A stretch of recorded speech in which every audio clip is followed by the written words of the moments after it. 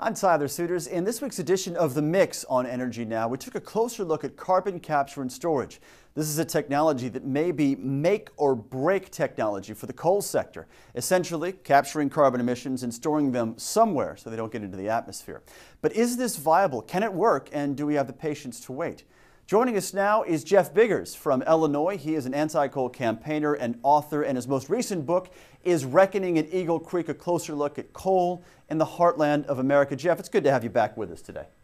Thanks for having me. Let's dive right in. Is carbon capture and storage technology the only viable way for coal-fired generation to move forward in this country?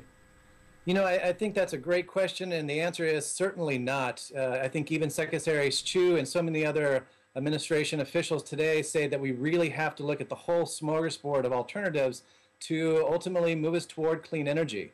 Yesterday, of course, Tyler, was a historic day.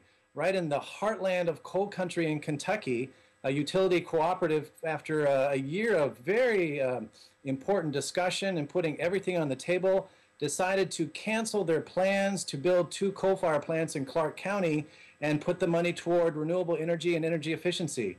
And that, to me, sent a shockwave through coal country to say, yes, there is an alternative for the future. So you have that one step, Jeff, but until we get carbon capture and storage, any new coal-fired generation is going to be a problem, even if it is more efficient. And I think specifically of a state like Kansas, where there's been some political turnover and a lot of argument back and forth about new coal-fired generation. Now, politically, it seems it's going to go forward there. So a win for you in Kentucky, seemingly a loss in Kansas. Right, but the truth is, yesterday marked 24 months that there had been no new coal-fired plants to break ground. And of course, Kansas really, I think, is going to be the exception to the rule. That the truth is, the country is moving away from coal. We're starting to decrease dramatically the dependence on coal. We're down to 42% now. And so I think what we're going to see is Kansas is really one of those last gasp attempts by the big coal lobby to push it through all sorts of political machinations. So even with that percentage of electricity generation dropping from coal-fired, Jeff, don't you think that carbon capture and storage still has a future for coal generation? Or maybe turn that around, we have to have it in order to burn coal?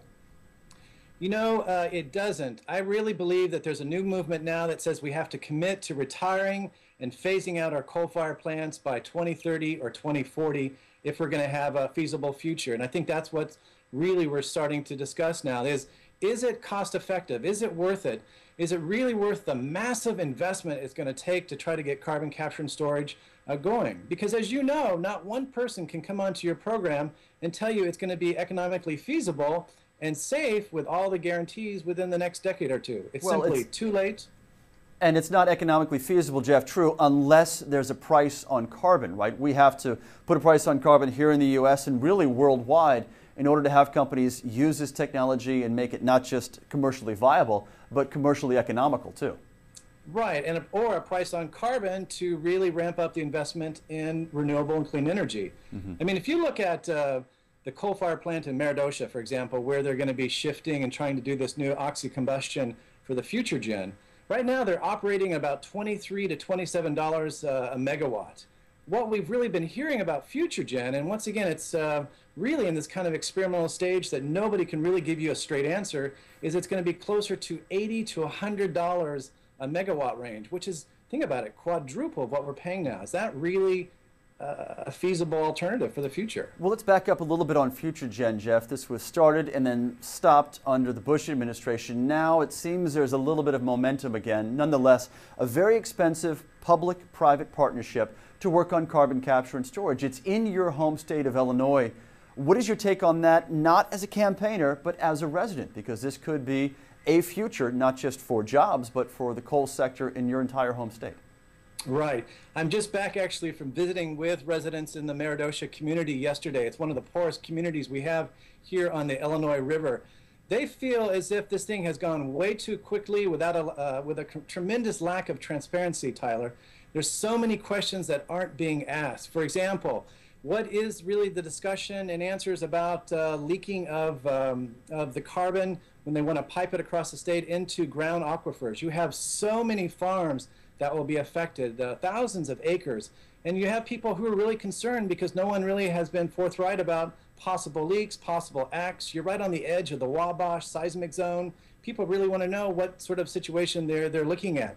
And Jeff, I want to ask you a final question right now, delving into that, because even if this is possible, we're dealing with an entirely new issue of not in my backyard, because there's going to be fight after fight over residents who don't want this carbon stored anywhere near their homes. Exactly. Carbon, but also I think the huge issue too is this is really going to ramp up the coal ash problem right there on the Illinois River, which has already been a major crisis for the Maridosa coal-fired plant. I think the other thing too, Tyler, that nobody is talking about is that carbon capture and storage, because of the process of using more energy, is ultimately going to result in more coal mining. And that is something also that the people in central Illinois are terrified of, because the new approach that they're doing now is called longwall mining, and that is undermining the heartland of some of the most fertile cornfields and crop production in the Midwest. And this ultimately is creating a major battle between king coal and king corn right here in the heartland. Jeff Biggers is the author of a number of books. The most recent is Reckoning at Eagle Creek. Jeff, always good to talk with you. Thanks for joining us with Skype. Thanks for having me. All right, and thank you as well for being with us here on Energy Now. More web extras and bonus content is all here on our website at energynow.com.